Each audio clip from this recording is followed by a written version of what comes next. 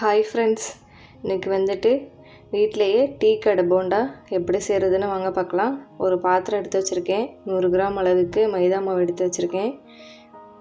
சர்க்கரைக்கு பதிலாக வெல்லத்தை வந்துட்டு கரைச்சி வச்சுருக்கேன். அதை வடிகட்டி சேர்த்துக்கலாம். கொஞ்சமாக சால்ட்டு, வாசனைக்காக ஏலக்காய் தூள் சேர்த்து நல்லா கலந்து விட்டுக்கலாம். இப்போ வந்துட்டு ஒரு முட்டை வந்துட்டு உடச்சி ஊற்றிக்கிறேன். அதையும் நல்லா வந்துட்டு மிக்ஸ் பண்ணி விட்டுக்கலாம். முட்டை வேணான்னா நீங்கள் அவாய்ட் பண்ணிக்கலாம். மாவை நல்லா மிக்ஸ் பண்ணிவிட்டு ஒரு 10 நிமிஷம் மூடி வச்சு அப்படியே விட்டுறலாம். இப்போ வந்துட்டு எண்ணெயை நல்லா சூடுபடுத்திக்கலாம். இப்போ மாவை எடுத்து கொஞ்சம் கொஞ்சமாக போண்டாவை இது போல் சுட்டு எடுத்துக்கலாம். சிம்மில் வச்சுட்டு ஒரு 10 நிமிஷம் வேக வச்சு எடுத்துக்கலாம்.